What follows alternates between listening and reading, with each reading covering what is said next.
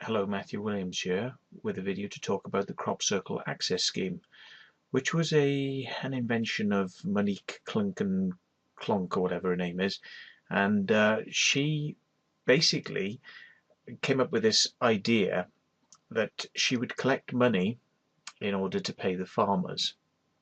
Now, this would then make the farmers happier, supposedly, about the crop circles being there, because they would be being compensated for the damage to the fields.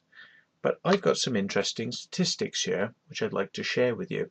Okay, basically we can see here that in 2013 there were only 30 UK crop circles, as compared with 2012 when there were 70. So in the year that this scheme came around, you can see that the figures had more than halved for the UK. So the amount of crop circles in the UK compared to 2012, where there was 70, was down to 30, which is less than half. If we compare overseas numbers, in 2013 there were 35 formations in the UK, and in 2012 there were 56 abroad. Now this means that not only in the UK but abroad, numbers of crop circles are down in 2012 by almost half. And this is an interesting statistic. But what's also very interesting from the point of view of the Crop Circle Access Scheme is that on the left hand side we have the access granted for 2013, right, to access not granted. We can see that 4 circles were given access with this scheme in 2013, only 4, whereas 26 were denied access in 2013. 2013, 6 formations were cut, and in 2012 2 formations were cut. Okay, now basically this figure here is very interesting because in 2012 all formations were accessible, and in 2013 only 4. So there's a massive jump from 70 to 4. This shows that basically if you halve the figure for 70 down to 35, that 1 would have been cut. 6 times more were cut in 2013 than 2012, when a scheme to try and alleviate the pressures with the farmers, and 6 times as many got cut. Now a lot of people say, well, you know, they were doing their best, this group, they were doing their best to sort of help out the farmers. But let's have a look exactly why this pass system was needed. And in order to do that, let's go to the website of the Coordination Centre, Wiltshire Crop Circle Information Coordination Centre. It says, why is a pass needed? It says, many farmers are justifiably very angry at the destruction of their crop. Blah, blah, blah, blah. Okay, and the farmers don't fully understand the reason for this, and visitors may not be aware of the extent of the negative experiences of farmers, and there's a very risk that this year all or many of the formations will be immediately cut, and the time to improve the experience of farmers is definitely right now. Okay, so what they're trying to do is get money in order to make the farmers happier. Okay, then it goes on to say that the honesty box system in the past for enumerating farmers has not worked in practice.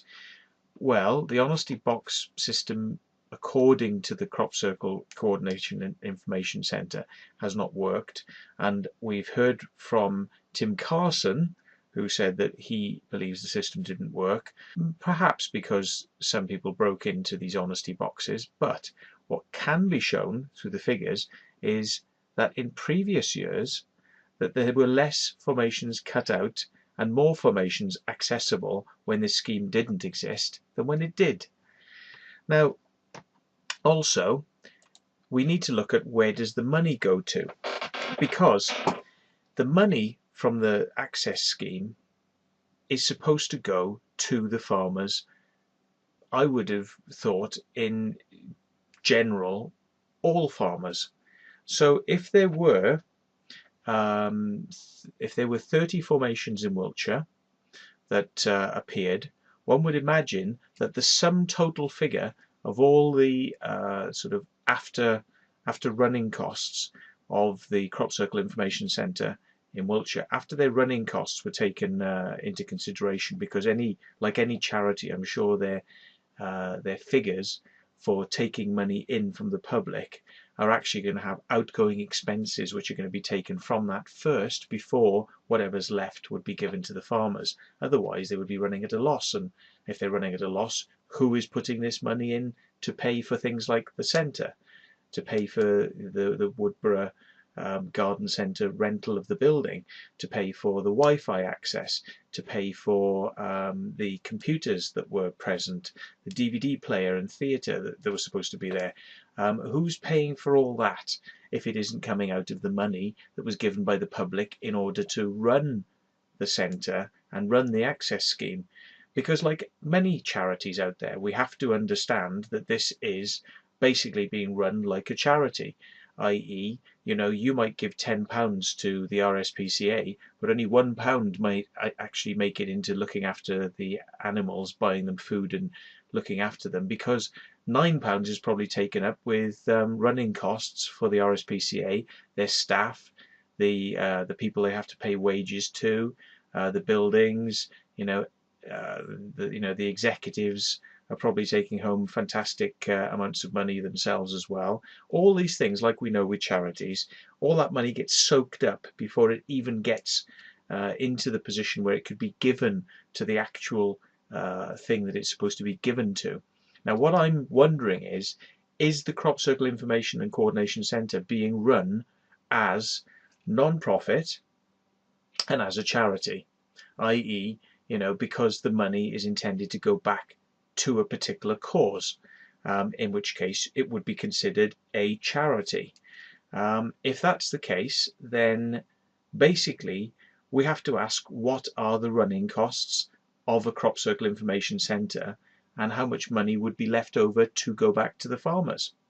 Okay, now what would it cost to rent a place in the garden centre for a few months in the summer?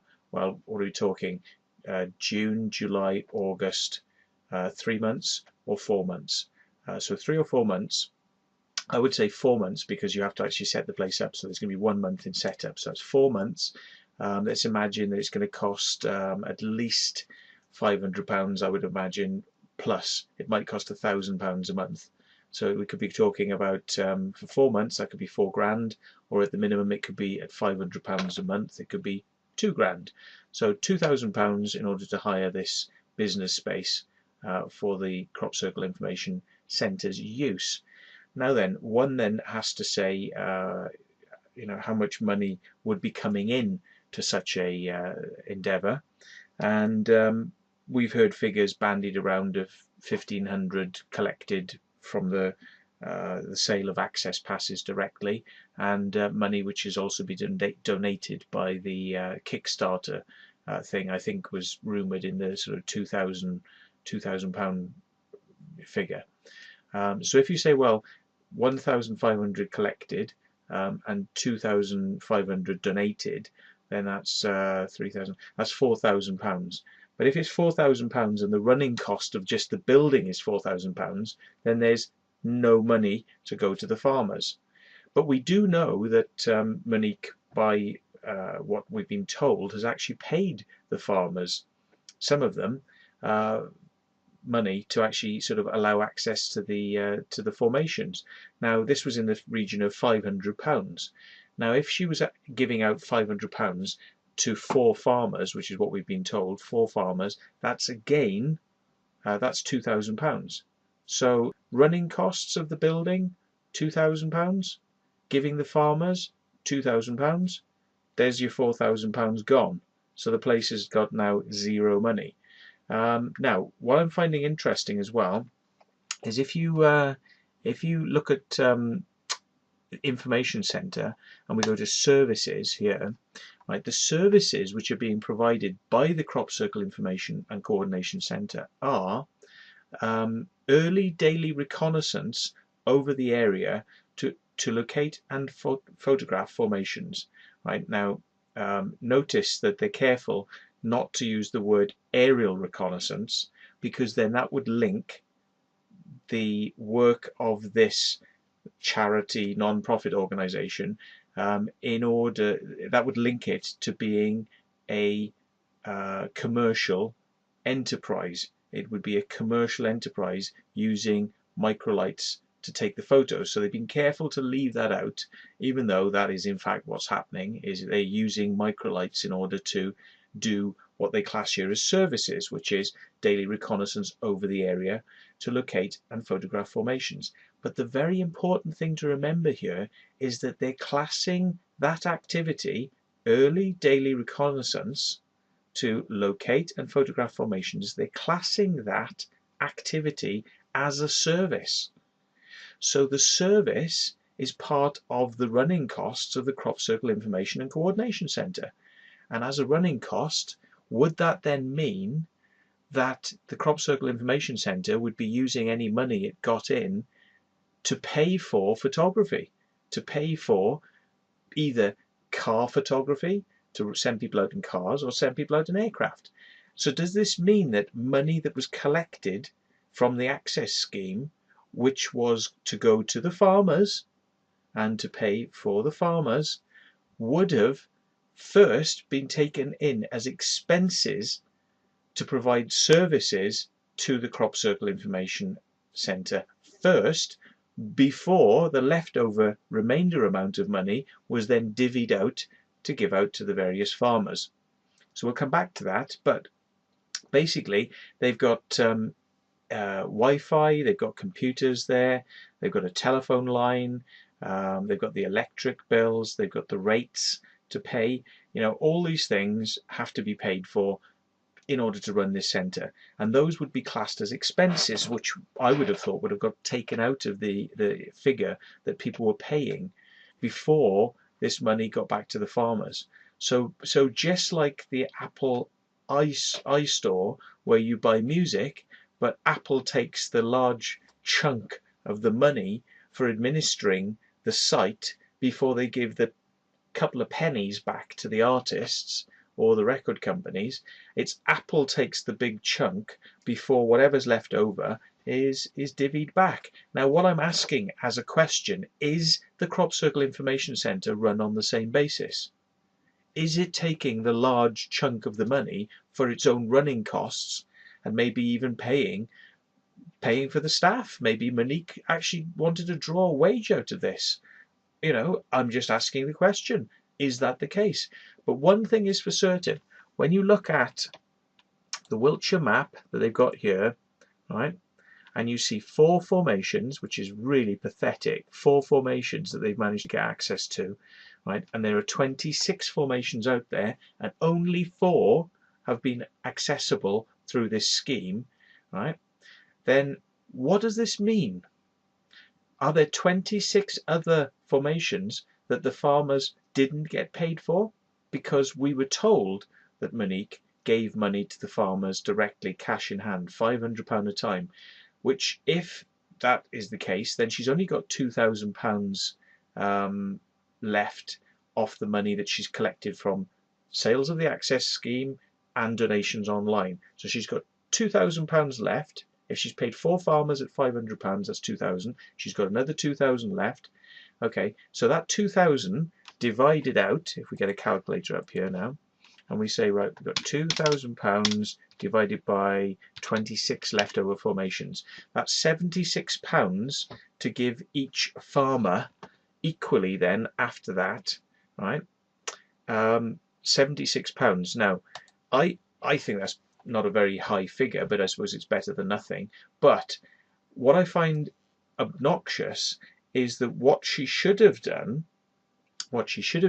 in order to honour her promises to give the farmers compensation is she should have taken the whole £4,000 figure, and she should have divided it by 26 formations that were out there, and £4,000 divided by the 34 total formations would have meant £133 to each farmer for each formation, not £76. But this is the important thing. Monique chose to favour the farmers that gave her access and give them £500, whereas all the rest of the farmers that didn't agree to her little scheme only got 76, and that's if they even got paid at all out of this £2,000 that was left over. Did they get paid? I don't know. Did they get paid? Has anybody seen any proof that any of these other farmers have been paid the £76 that they were owed in order to compensate them?